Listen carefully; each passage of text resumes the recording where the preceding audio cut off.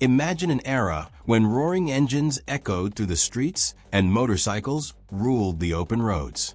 It's the late 1960s, a time of rebellion, freedom, and danger, and a storm is gathering over Great Britain. The Hells Angels, the notorious motorcycle club that had already conquered America, are now setting their sights on new territory. Their arrival in a country that had never seen such a powerful biker presence sent shockwaves across the nation. Wearing their iconic leather vests marked with the skull and wings emblem, the Angels carved their identity into British history. But as they established their turf, they soon discovered they weren't the only outlaws on the island. Battle for Britain. Another force was emerging, the Outlaws Motorcycle Club.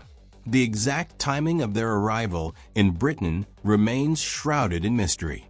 Some claim they appeared before the Hells Angels, while others insist they only rooted themselves there in the late 1980s. Whatever the truth, their relationship with the Angels quickly became a volatile mix of rivalry, uneasy truces, and brutal confrontations. The first sparks didn't ignite directly between the Hells Angels and the Outlaws. Instead, it began with the Outcasts, a smaller club with strong links to the Outlaws. Tensions erupted in 1997 when the Outcasts planned to join forces with another group, the Lost Tribe MC, to form a powerful new biker alliance. But when the Lost Tribe unexpectedly switched sides and joined the Hells Angels, the betrayal set off a chain reaction of violence. In November that year, police intercepted two Outcast members on their way to confront the Angels, both armed and ready for bloodshed. The officers' intervention prevented an immediate clash, but peace didn't last long. Just 2 months later, in January 1998, the feud exploded during a legendary biker reunion concert attended by more than 1,700 people. Among the crowd were Outcast members and the Hells Angels, who arrived ready for war. The night ended in tragedy. Two Outcasts were attacked and fatally wounded. Their deaths reignited a violent cycle of revenge that spiraled into years of escalating hostilities. As blood was spilled and alliances fractured, the conflict between the Hells Angels, the Outcasts, and later the Outlaws turned Britain's biker scene into a battlefield. Law enforcement soon took notice, launching surveillance and crackdowns to curb the violence. The war for dominance between these outlaw motorcycle clubs became more than just a fight for territory. It became a clash of identity, loyalty, and power that would forever change the face of Britain's underground biker world. The war on British streets raged on, and even the watchful eye of the government couldn't control every biker or every feud. The Bulldog Bash. It was a bright August afternoon when the Bulldog Bash, one of Europe's largest biker festivals, was in full swing. What began as a small gathering organized by the Hells Angels had grown into a massive annual event, drawing tens of thousands of bikers from across the continent. By 2007, nearly 50,000 people flooded the gates of the Shakespeare County Raceway in Warwickshire, a staggering testament to the event size and the Angels' influence. But beneath the roaring engines and party atmosphere lay deep-seated tension. The raceway, where the event was held, sat squarely within Outlaws MC territory, a fact that ensured the Bulldog Bash was never entirely free from danger. In 2001, the tension turned violent. As a Hells Angels member prepared to leave the event, a black car pulled up beside him. Without warning, gunfire erupted. The biker was struck in the foot, but survived. The attackers vanished, and in true biker fashion, no one cooperated with police. Silence was the rule of the road. Anyone who broke it risked being cast out, or worse. From 2001 to 2007, the uneasy truce between the Hells Angels and the Outlaws seemed to hold, at least on the surface. But in the shadows, a deadly plot was taking shape. According to investigators, by late 2006, the president of the Outlaws Warwickshire chapter had begun planning a revenge attack, a direct hit on a Hells Angels member. He even built a makeshift shooting range on his property to practice his aim. 7 outlaws were allegedly involved. Surveillance footage from August 2007 later showed several of them scouting around the Bulldog Bash, waiting for the right moment. On August 12, 2007, their plan unfolded. Jerry Tobin, a respected Hells Angels member, was captured on CCTV refueling his Harley-Davidson at around 2 p.m., accompanied by 2 fellow bikers. Minutes later, as they rode along the highway, a Rover car carrying outlaws pulled alongside them. Gunfire tore through the air. Jerry's bike was riddled with bullets, and he was fatally struck before his Harley crashed to the ground. To the outlaws, the ambush was a success. But it didn't take long for police to trace the burned-out Rover used in the shooting. Sean Crichton, the outlaw who had used his own car in the attack, was arrested first. He eventually pleaded guilty, while 6 others denied any involvement. The case took a dramatic turn when Malcolm Bull, one of their own, broke the unbreakable biker code of silence and testified against his brothers. His cooperation sealed all their fates. All 7 men were sentenced to life in prison, with minimum terms ranging from 25 to 30 years. One received a full life sentence with no chance of parole. But Malcolm Bull's betrayal came at a price. By breaking the outlaw's sacred rule, never talk to the police, he had effectively signed his own death warrant. In the outlaw world, the saying is simple and absolute. God forgives, outlaws don't. And for Malcolm Bull, that's a lesson he'll likely never be allowed to forget. History of the powerful Hells Angels. The Hells Angels Motorcycle Club is one of the most famous groups and easily the largest motorcycle club in the world, with a membership of over 6,467 chapters in 59 different countries. You might be wondering what makes this motorcycle club so special. Well, there are several reasons why anyone would want to join the Hells Angels. While a love of motorcycles is easily one of the most common motives, a sense of belonging, especially in an infamous club once shrouded in an aura of mystery and respect, is another. From a distance, the Hells Angels seem so cool, and it's easy for many to be enticed into wanting to join. However, joining this club isn't for the faint-hearted. Since many do not make the cut, becoming a full member of the Hells Angels can take a really long time, sometimes spanning years. To become a member of the Hells Angels, candidates are first expected to be true motorcycle enthusiasts. They must also own a valid driver's license and a motorcycle of over 750 cubic centimeters, as the average member is expected to ride at least 20,000 kilometers a year in strict formation. Candidates are also required to drive US-built motorcycles, with Harley-Davidson, Indian, and Victory being the most common brands. Prospective members who have applied to be law enforcement officers, such as prison guards or police, are excluded from the club. Child molesters are also not allowed. The initiation process starts with the candidate passing the above criteria. Once that is out of the way, the candidate, now considered a prospective member, enters the stage of being deemed a hangaround. As a hangaround, prospective members are invited to meet older club members at some club meetings, and this stage could last for a long time. If the hangaround still shows interest at this stage, they are then deemed an associate. They remain classified this way for a year or 2. After these years pass, an associate is reclassified as a prospect and is now allowed to fully participate in some of the club's activities. However, they do not have voting privileges since the initiation process is still underway. If the prospect proves they have what it takes, they are then upgraded to full membership or full patch, which is the last phase of the initiation process. The full patch refers to the club's 4-piece insignia given to its members. This includes the Death Head logo, 2 rockers, a top rocker with the words Hells Angels, and a bottom rocker showing the country, state, or charter location. Rectangular MC patch beneath the wings of the Death Head signifies Motorcycle Club. Prospects are only allowed to wear the bottom rocker along with the MC patch. The final stage of becoming a full member begins with the voting process.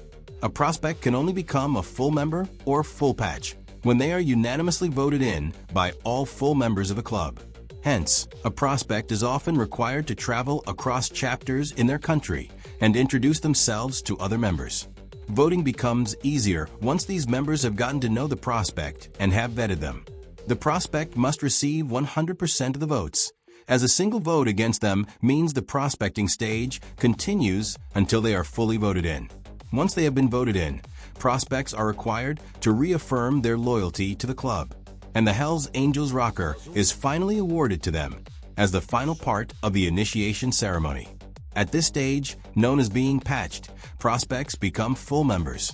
Full members of the Hells Angels are recognized by their infamous insignia, the full patch, but this remains the property of the club, not the member, even after the initiation process.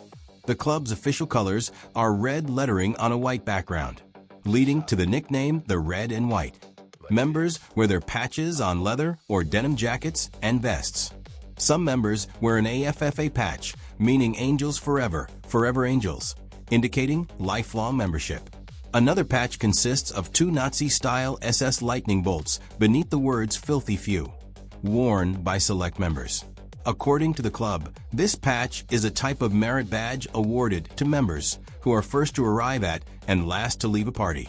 However, some law enforcement officers allege that this patch is worn by members who have committed or are willing to commit murder on behalf of the club.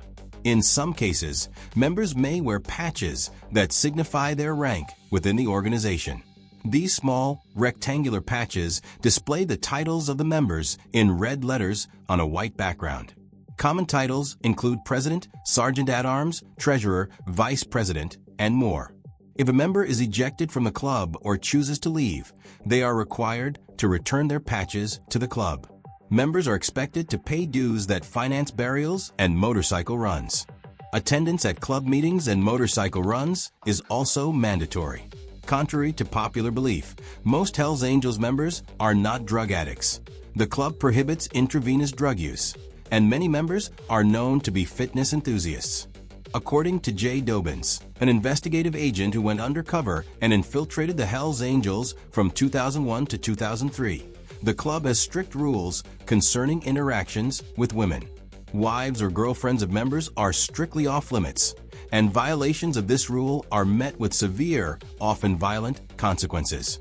Dobbins also mentioned that members are not allowed to speak to one another while wearing sunglasses. Additionally, members must remove their riding gloves before shaking hands. Prospects are forbidden from patting a member's back or touching the Hells Angels patch, with severe consequences for breaking this rule. Those who leave the club on bad terms have all possessions related to the club taken away from them, including the removal of tattoos that indicate club affiliation. Prospects, along with members' girlfriends and wives, are allowed to wear the number 81, which stands for Support 81, with 8 representing H and 1 representing A. The Hells Angels do not have an overall president. Instead, the club is governed by regional officers representing localized chapters at monthly meetings. These chapters have a degree of autonomy regarding minor policy changes and member discipline. Rankings in the club's organization include president, vice president, secretary, treasurer, sergeant-at-arms, and road captain, each carrying out significant duties.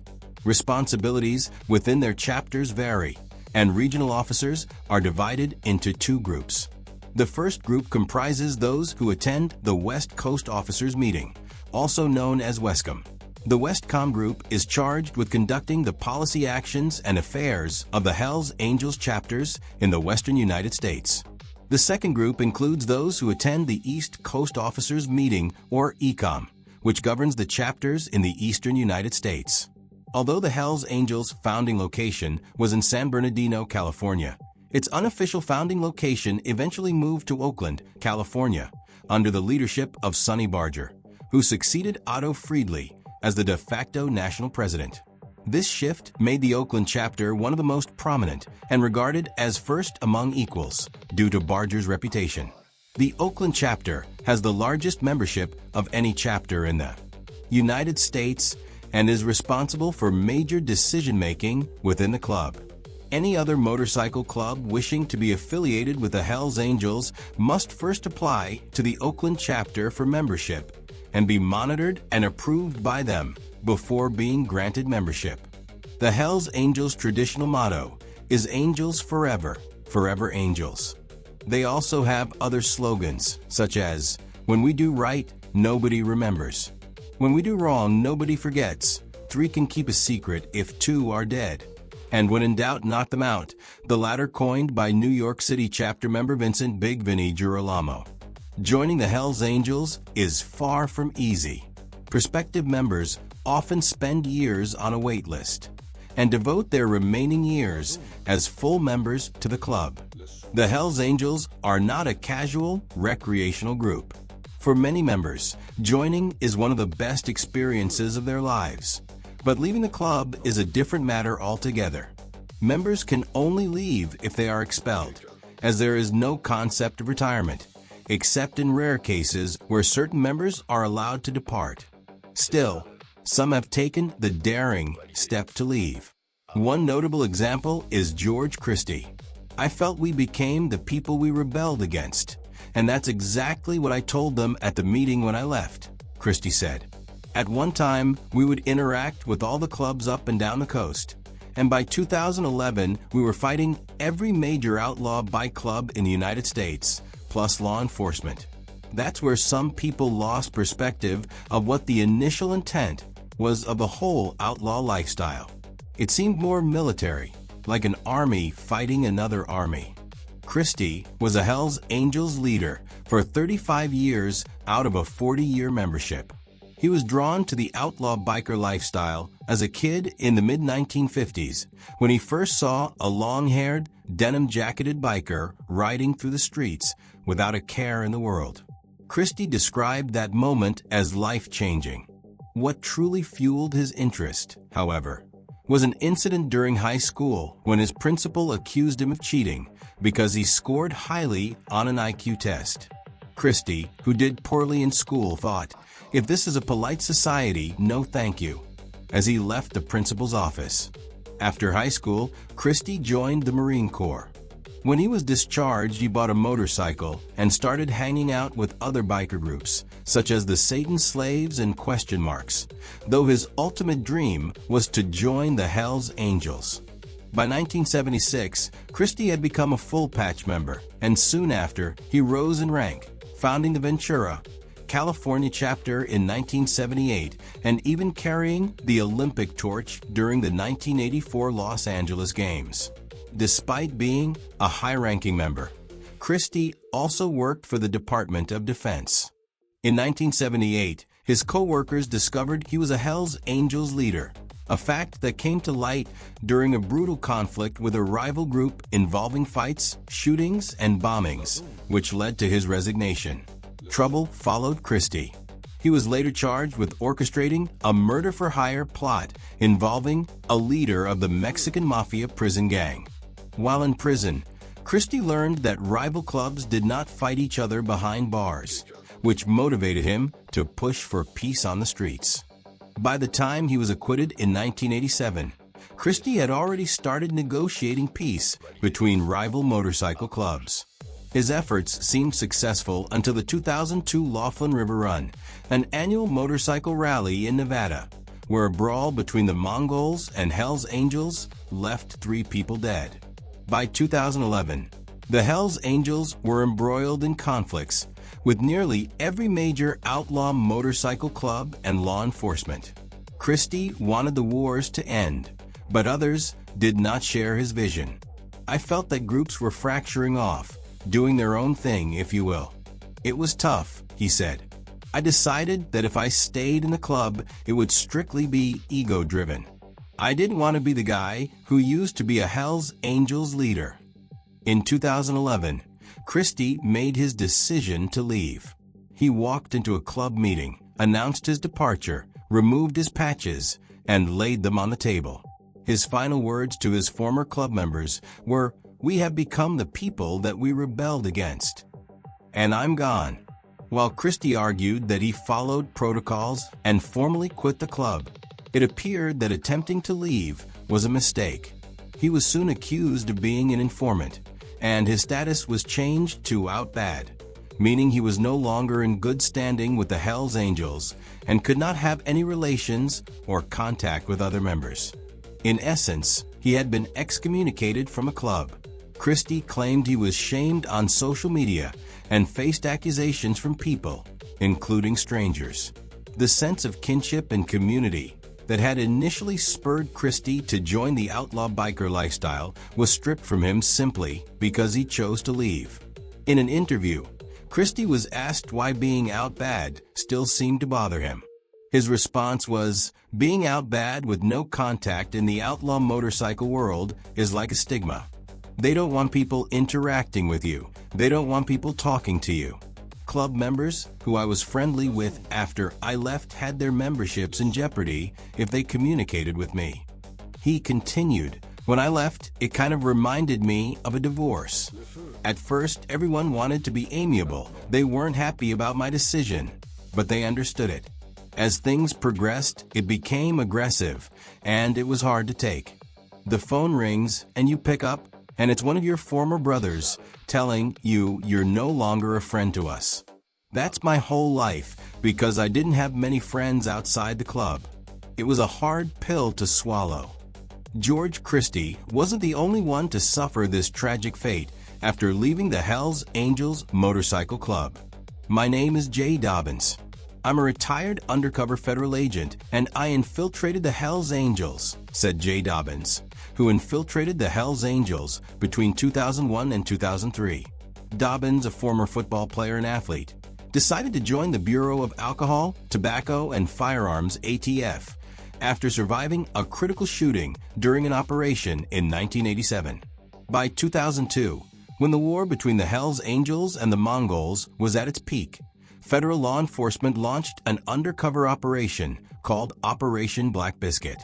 Dobbins, posing as a gun runner and debt collector, went by the name Jay Davis and was known to gang members as Jaybird. Dobbins staged a fake murder to gain the Hells Angels' trust. A law enforcement officer posed as a Mongols biker covered in lamb blood and brains and was laid in a shallow grave for photographs and videos. Dobbins mailed a blood-stained Mongols patch to the Hells Angels, impressing the leadership so much that they immediately voted him as a fully patched member of the Mesa, Arizona charter, although they later denied this. Unfortunately, as Dobbins moved up the ranks, the lifestyle began to strain his family life. "I had an argument with my wife. At one point, I came home after being away for an extended period. I walked in like Jaybird Davis walks into my house, and she's like, 'You cannot be gone and come here and treat me and our kids like we're street people.'" Despite acknowledging that the Hells Angels could be dangerous, Dobbins admitted to respecting some members. After his true identity was revealed in 2004, the Hells Angels felt betrayed and directed their threats at his family. Plans to inject him with HIV, gang rape his wife and daughter, and kidnap and murder his son were uncovered. The ATF downplayed the threats, claiming no one had forced Dobbins to go undercover. Even when an arson attack occurred at his Tucson, Arizona home with his family inside, the Bureau didn't take the threat seriously. Though his family survived, their home and belongings were destroyed. Dobbins filed and won a lawsuit against the ATF in 2014. He later wrote a book, No Angel: My Harrowing Undercover Journey to the Inner Circle of the Hells Angels, which became a New York Times bestseller. The book detailed the Hells Angels investigation and its impact on his career and life. Despite the tragic events following his departure, Dobbins now runs a company focused on law enforcement training. Finally, there is the case of David LaBrava. Unlike others who faced hardship after leaving the Hells Angels, LaBrava left in good standing. Known for his role as Happy Loman in the FX series Sons of Anarchy, LaBrava was a real-life member of the Hells Angels. Initially hired as a technical advisor for the show in 2008 to ensure accurate depictions of a motorcycle club, he was later given a role and portrayed the hitman Happy Loman. LaBrava stayed with the Hells Angels until 2019, When he announced his departure via an Instagram post, "I want to say I am no longer a member of the largest motorcycle club in the world, the HELLS Angels MC. The only club I'm a member of now is the human race," he wrote. He added that it was his own decision to leave and that he was no longer a patch holder, considering himself a civilian. Unlike others, Labrava's exit was amicable, and he has had no negative experiences with the club since.